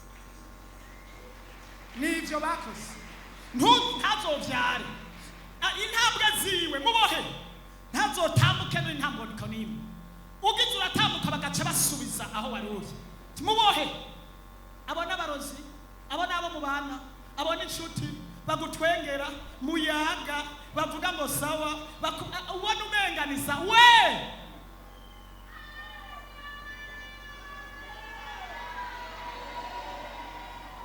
kundana na benshi wizere bangahe abo nyene bagutwengera nibo baja mu bakuboha ariko Yesu atanga itegeko. But the Lord gave the order that release his eyes so that he sees the goodness of the Lord. Then he started seeing his sister, Jesus, everything that was there. Then he said, it is not only this. Tomorrow you are going to see what you never saw. I want us to call Jesus. I am blessed. And I'm going to start dancing even though there is no music. Hallelujah!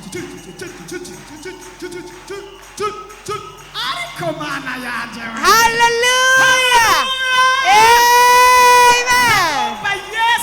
I want Jesus to release you and bring you back to life. And gives a command so that they release you.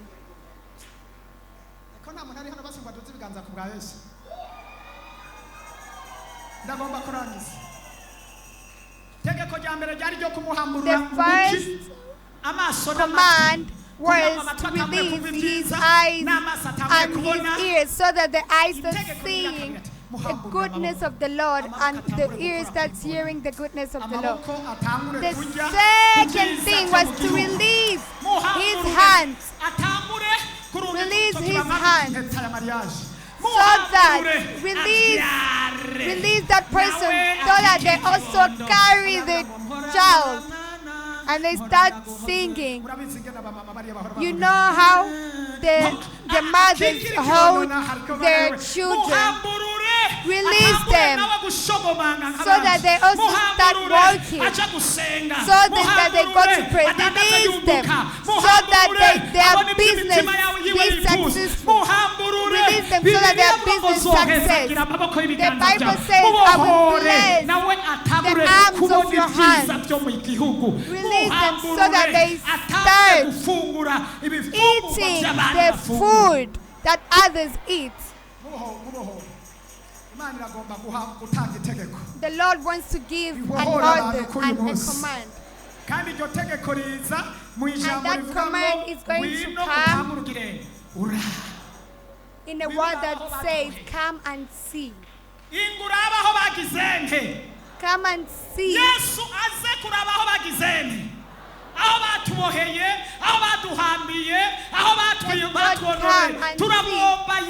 Where they are written out. Then Jesus said, where have you led him? They said, we don't have a lot of words. They closed our eyes, they closed our ears, they closed our hands, they closed our legs. They even put the legs. So Jesus, come and see. Come and see. I am done here. I am done here. Jesus asked, where have you laid him? Where have you laid him? And then they said, as they closed our eyes, They closed Lazarus. They closed eyes, ears, hands, legs. They destroyed his life. Even where they buried him, they closed him, they erased him.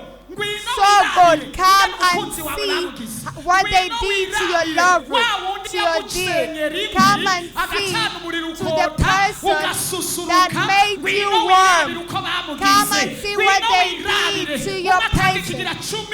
Come and see to the person he gives time. Come and see the singer who puts for you the child. Come and see the person who puts for you the land. Jesus, come and see what they did to your friend.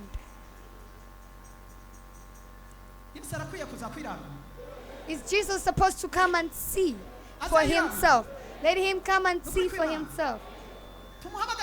We call Jesus to come and reach here and see for himself what they said above you, the way they say and destroy you, yet you are the friend of the Lord. Is Jesus supposed to come and see? I love the next word. I'm about to finish. Then they removed everything they put in his ears. They even cut down the ropes that they have put on his legs, and Jesus said, walk. And then Jesus said, go. Open your eyes very well and see there.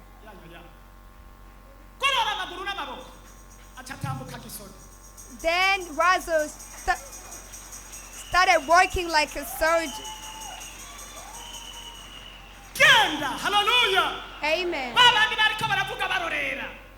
Walk. Go.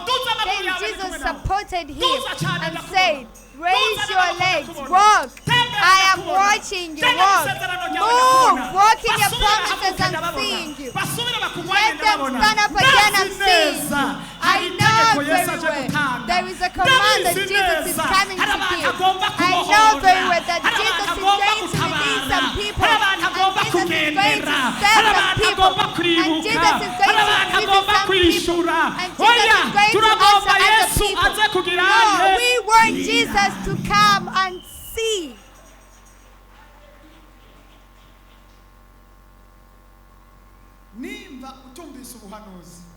If you didn't hear the prophecy, you are dead. You need to come back to life like the way they brought back Lazarus to life.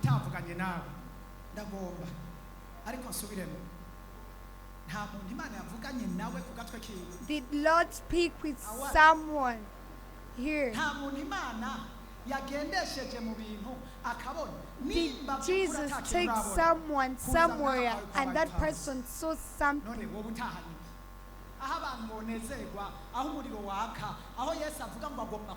Where Jesus says that he's going to come and see, where Jesus gives joy, there is no prophecy than this. Even though I can prophesy one by one, but let me tell you, I can say that I want Jesus to come here and see. And when Jesus comes, he's going to see how your heart is. Is your heart? Are you the friend of Lazarus? Are you the friend of Lazarus? Did something separate you from Jesus? Did something come between your friendship of you and Jesus? If you want Jesus to come and see you, first remove everything that can separate you from Jesus so that he finds friendship of you and him. Did someone hear that word? If there is someone that remembers something that separated them with Jesus, you have to repent. Stand up, we ask for forgiveness.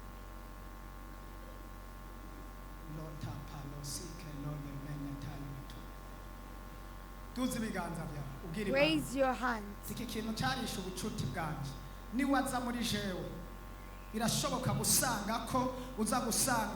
And say that Jesus this thing destroyed my friendship. hari amajambo bakubwira atariyo abadayimoni barakononye baragukomantaje umutima uja gusenga rimwe rimwe urose umwanya iyo uje uza wacerewe n'iyo uje naho uba ngaho atariho uri The devils attacked you. Maybe there's something that destroyed the friendship or the bond you had with Jesus. I want you to start showing Jesus that, so that, Lord, I pray for this person. The Lord of promises. You are a strong Lord.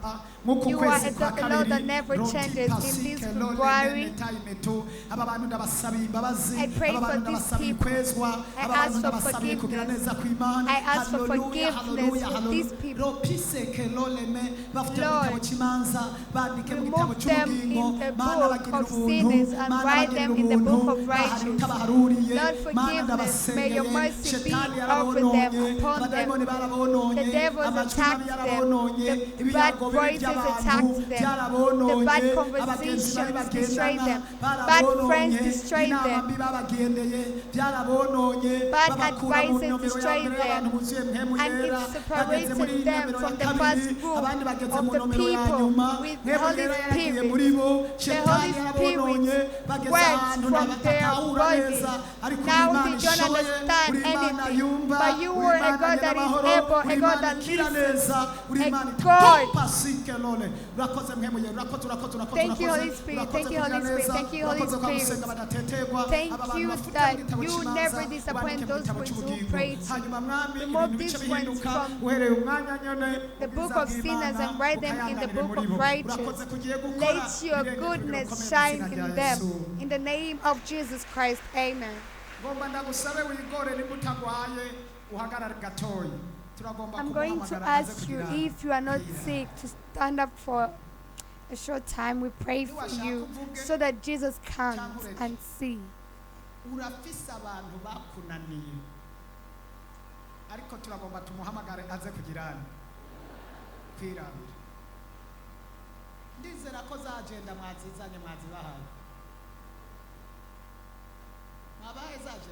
Did you bring the agendas?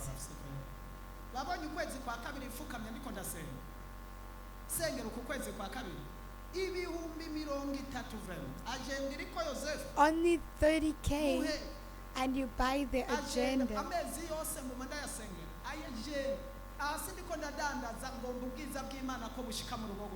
Here I'm not selling. I want the glory of the Lord to reach in your home.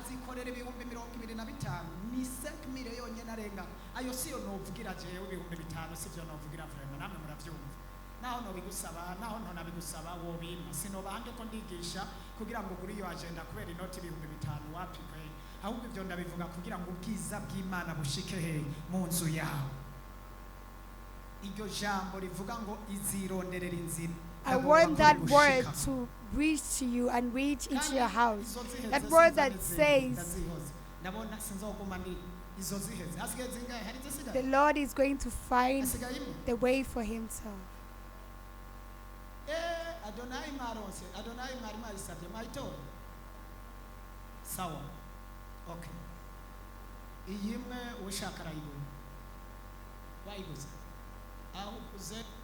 mugisha udasanzwe raba ukwezi kwa kabiri ndafukamye ndagusengera shakushire hajya ushakushire mu cyumba cyamanike hariya abazimu baguteye uzovuga ati imana ya Yosefu. You can even put in your room when demons attack you, you say that the Lord of Apostle Demon and Joseph, he is there. You have no right on me.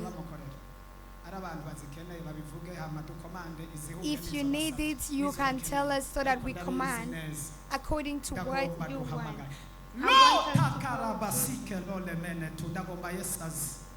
I want us to call Jesus. I want us to call Jesus so that he can and listen to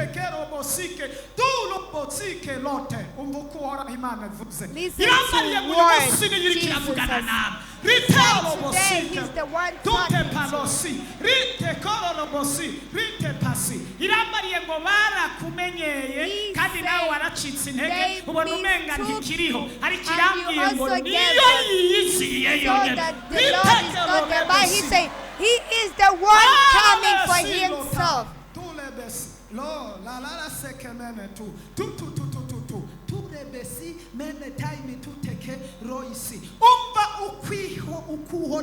Listen to what the Lord is saying.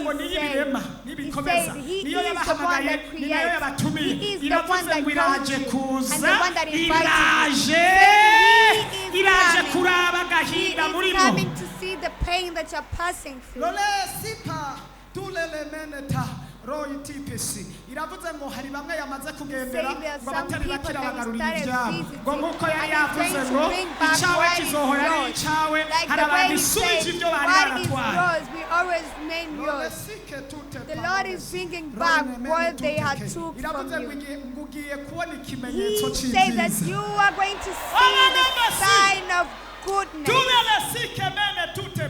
iravuze ngo byukuri niyo nyene ni He alpha said na omega he is the alpha and omega, the first and the last. He said from now on he is going to bring protection in your life. iravuze ngo abantu bose banyubaha kandi bakanyubahisha nanjye ngiye kububahisha bazomenya ko ari jewe navuganye nabo. He is going to make people honor them. He said he is the one who prepared this day and he is the one who prepared this word, saying that he is coming to see. Amen. He said he is coming to see where they put you, and he's not going without bringing you from where they put you. He said there are some things they have stopped. He is coming to make them function and make them continue. Amen. There are some people that have received marriage that has stopped, but he is bringing the reason why that they are going to faction. He said that he is bringing people to stand up for you.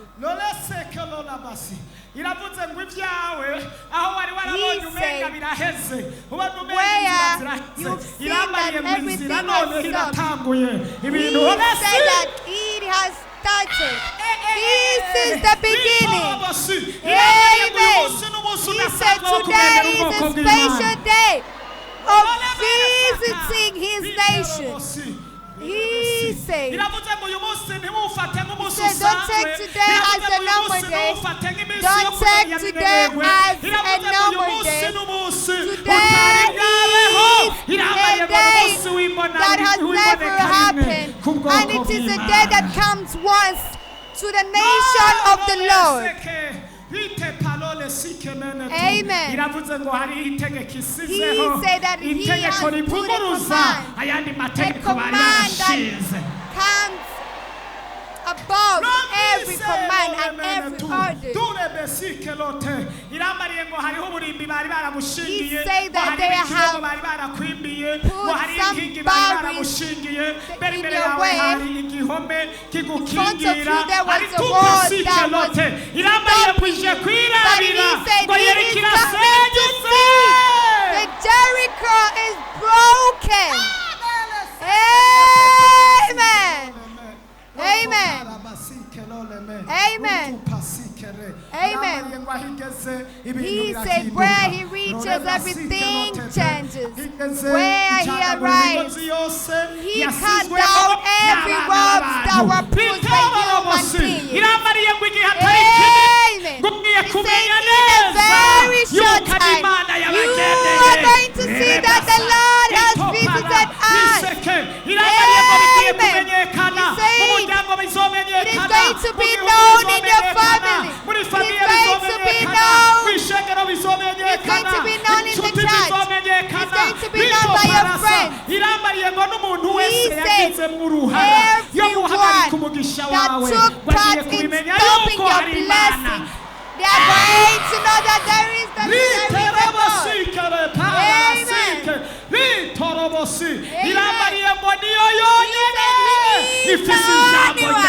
that has the last word on the life. Amen.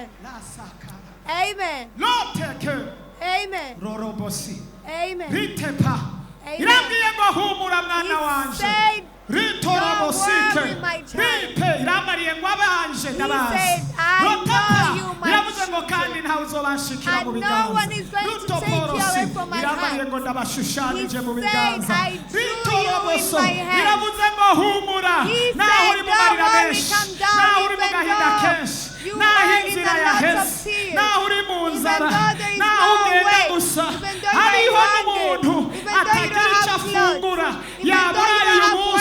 ndabona abantu 10 barenga n'umwe babaye ubusa ritorobosi iramarira ngo naho mwaburayira bazi. At night he say, even though you didn't get what to eat at night, I know you.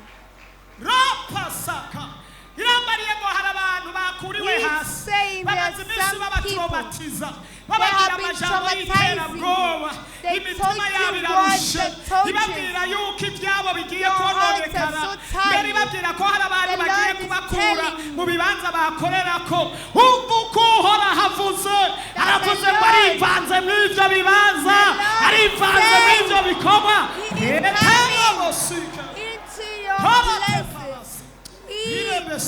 irambariye ngo ije kubahumuriza kandi ije kubahoza amarira kandi ije kubambika icyubahiro ije kubashyira ku gikundiro ngo ije gucecekesha abariko barabikindanga abariko babahitamba ku mubyimba irambariye ngo iraje kubasubiriza mu nkoko. He said that he is coming to give back what they did to you. irambariye ngo kubera ari Imana ishoboye byose abantu bose babagwanya n'ababakiye nayo gwihagurutse kubahagurukira kandi hagurutse kubagwanya kandi ukwezi kwa kabiri n'ukwa gatatu kugera mu kwa kane uzobona igitangaza. This April and May you are going to see a miracle. Amen.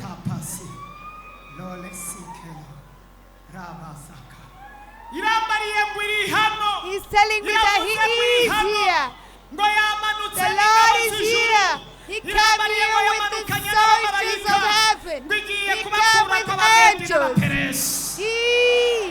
ababatuntuza n'abonona ababatuntuza abamidiyani abantu bari barabononye abishe imitima yabo n'abononye ubuzima bwanyu imbariye kwimanukanye ingabo zikomeye. Coming down with strong soldiers and strong army to come and fight for people. He is telling me that you are the one that the Lord chose today. Because you love him, he's going to love you too. Because you are there for the Lord, he's going to be there for you. Because you are like Lazarus, you did what was supposed to be done in church, in your family. He is serving the Lord. He is going to also see what is supposed to be done, or what everyone deserves. He says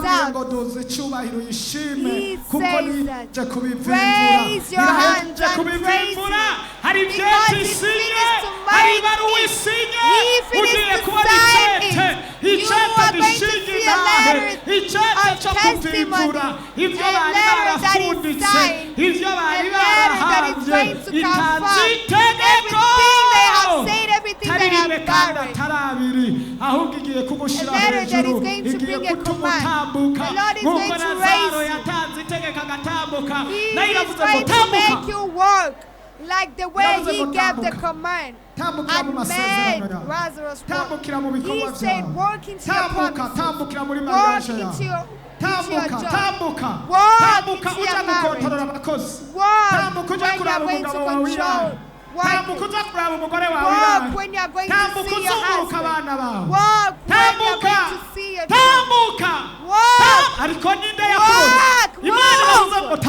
The Lord has told you to move. The The word imana has igira said lazaro ku nyuma yo move. kuzuka Word. tambuka After tambuka bringing Lazarus inyuma yo to kubohoka tambuka Jesus told ndabona abantu Lazarus bariko to walk, baratambuka to move. ndabona I'm abantu seeing ante people prophetique moving. bagiye I'm gutambukira mu seeing people vyabo doing bagiye action, gutambukira mu mavisa something bagiye that gutambukira they are mu going to start ndege working. bagiye They're going to gutambuka start bava muri working karitsiye baja mu yindi in the batambukiye airport. mu maparasera Coming yabo from batambukiye mu rudandazwa one place to rukomeye another batambukiye mu mahinguriro Working in akomeye their tambuka Walk. ropasaka Move. urashobora gutera You can shout haleluya hallelujah.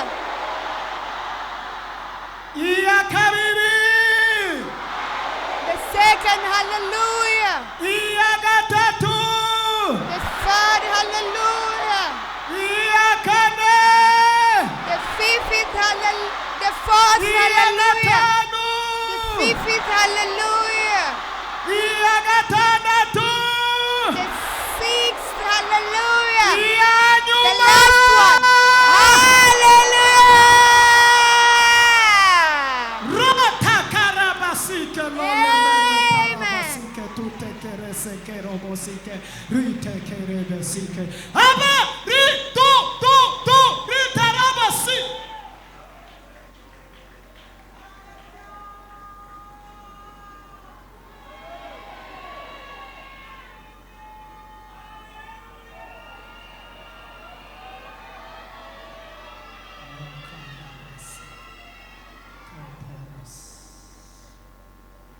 shimira imana yawe Thank you, tanga Lord. ishimwe ku mana Give a fata thanksgiving ishikanwa to the Lord. ry'ishimwe utangire imana uvuge ngo mana ha mpande y'ukuza kundaba Give aho a nari mbohewe n'aho nari thanksgiving and nkorewe say, nanjye ndagutanga Lord, ishimwe ngiri aside from coming to see me, me too, I'm going to give a thanksgiving to you. tanga ituro ry'ishimwe Give a imana iraje thanksgiving kukuraba icyo utanze The ukivugire Lord ku has mana come to ndakwakiye see kuze kundaba and speak iraje upon kukuraba what mu rugo you are rwawe going to waruruhiyemo give. iraje Lord, kuraba thank ingene you for waruruhijwe coming to n'abantu see me. icyo utanze ugitongerereko What you give, imana irakunda ituro ry'ishimwe hari say n'umunsi yajya ku something giseke on iraraba what icyo you umuntu give. ashiramwo raba ikintu wotangira imana uvuge ngo mana See what you can kuje give the Lord and kundaba say, muri Lord, wa rugo muri ka because you kazi come to muri wa see me, muryango muri wa in this mubabaro family, muri in ka this gahe job, in kuje this kundaba pain, nanje in this mwami suffering. ndabivye Because you come ndabivye to see me, ndabivye even me, Lord. amafaranga nanje mukuza going to kundaba give kose this money. unzanira amafaranga umpa When you amafaranga come to see ndabivye me, give me uyu mwana money. arabivya ngana uku imana izoguha amafaranga May the Lord give uzorinda you usanze money. ugere mu zabukuru wakira ku mafaranga imana biba Even in your icyo own ubivye aba ages. arico wakira What urabivye you imana igushigikire imana give, igushigikire imana igushigikire may imana the Lord igushigikire give you back. imana ikwiteho May imana the Lord ikurongore support you. imana ikunezereze imana Lord give you ikwibuke happiness. imana May the imana Lord imana remember imana you. imana imana we icyo ubivye nyene kivuge kivuge What you give. iryo turo utanze rikuvugire n'ukuri kose May what you ahiza give speak kukuraba for mu you. vyo urimwo ifatire no kuco ukoze ifatire no kuco ubivye nimba uvye ibihumbi 10 nimba uvye bitanu nimba uvye ibihumbi 2 nimba uvye igihumbi imana ihagarare kuri ico irabahuri Okay, oya give one, ijambo give dutahanye 10, riravuga ngo bwira imana May ize the kugira Lord gute see what you gave. sa kugirana kwirabira aho utaha hose uvuga ngo mana ndagomba kuza kugirana We went home with the word that says, let God come and see. wirabire gusa Come and see. ijambo riraryoshe Is this word Yeah. sweet? yo ndafashijwe imana ize I am kwirabira blessed. May the Lord come and see. yirabira ibintu bariko baratuvugako The Lord come and Why is see your what child they're going to speak upon you. yirabira ingene duhagaze mu buzima bwa The misi Lord yose come and see imana ize how kwirabira we're standing in our daily life. ndabona abantu ije kwirabira we mada imana iraje kwirabira The Lord is coming. Imariye see. mumaze amajoro ufise umubabaro mu mutima The w'amajambo Lord is amaze telling me that gusa you spent kubwira. nights Ariko irambwiye ngo with iraje a lot of kwirabira. pain. Irambariye But the ngo Lord has iributse said ko He is mumaze coming iminsi to uriko urakora. see. The Lord has said He has remembered what you have been doing. Imana iraje kwirabira. The Lord is coming to see. Imana iraje kwirabira. Imana iraje kwirabira. The Lord is Imana coming iragomba to see. kuza kugirana The Lord wants to come and see.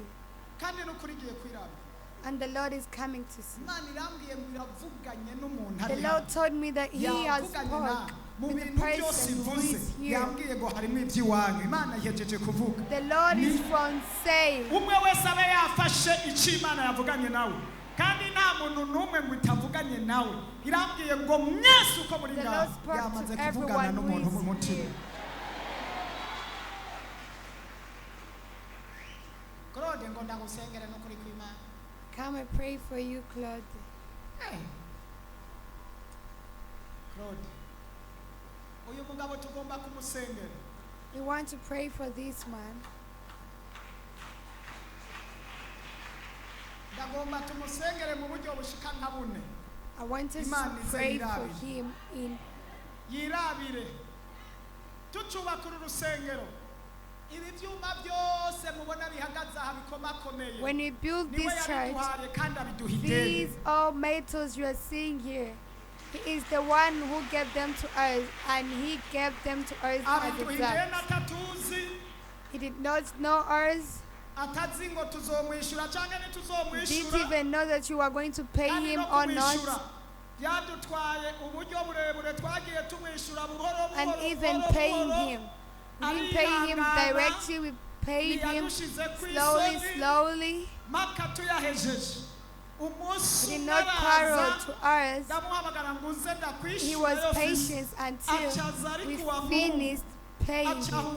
One time I called him, and then he met. And then when I told him to come here, I gave him the money that we got. The time he came here, the God was here. And then the Lord touched him, and then he even became the Christian of here.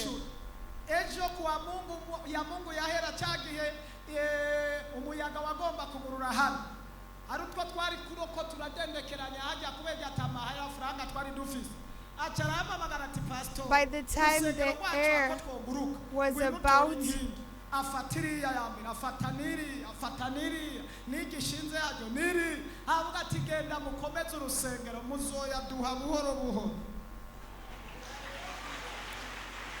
and when we were suffering, when the church was suffering, He gave us other metals for free. On Sunday, when we talk about the concerts we are going to,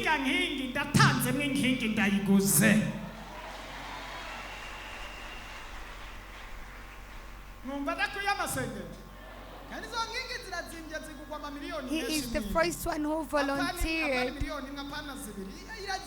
and say that he wants to give 1 million for the concert that is going to happen. And even now, when we were preaching, he was touched and blessed. And then he said that he wants to buy another metal.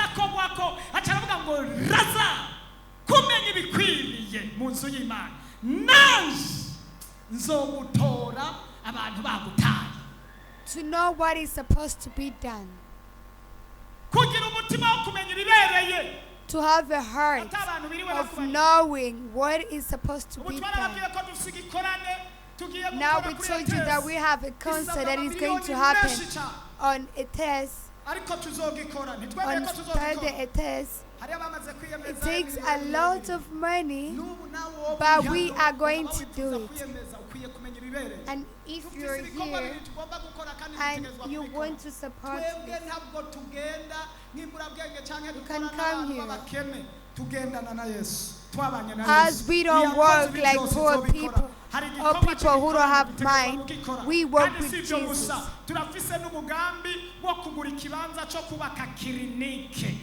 We even have a plan of building the hospital. It is also going to continue. We want to heal people and treat people spiritually and physically. Not only that, we are going to even support the plan of the government.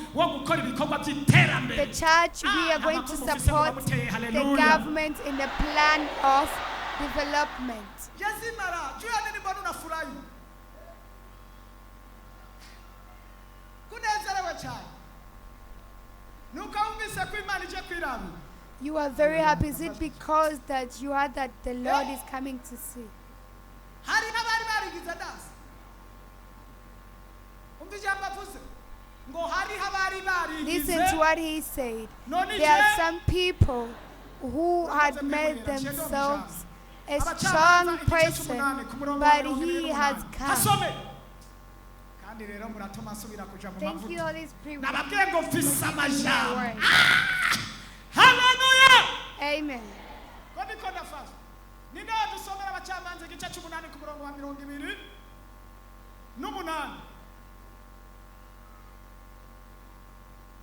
Ntabwo nafite microphone.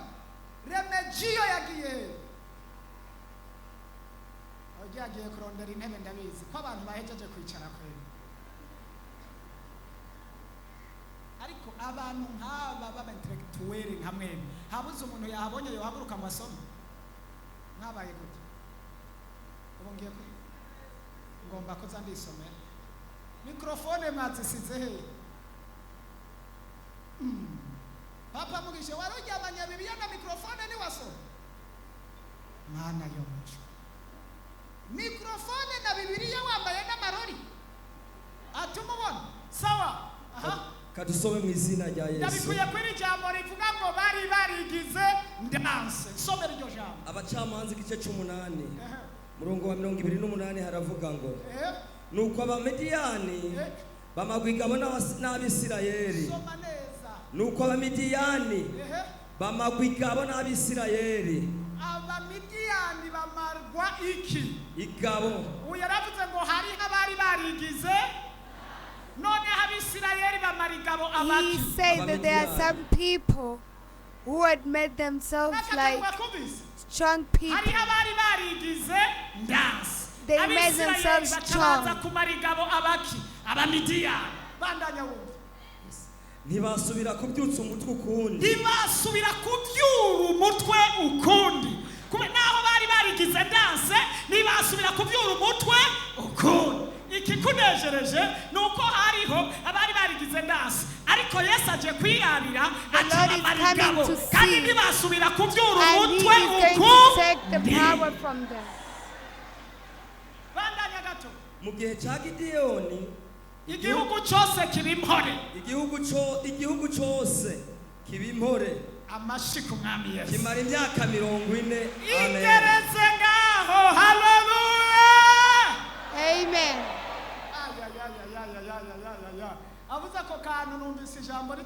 When he said that, I heard that word coming. In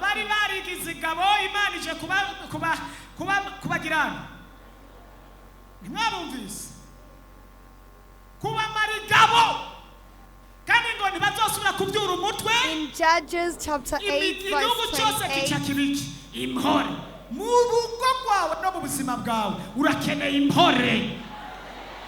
In your marriage and in your home.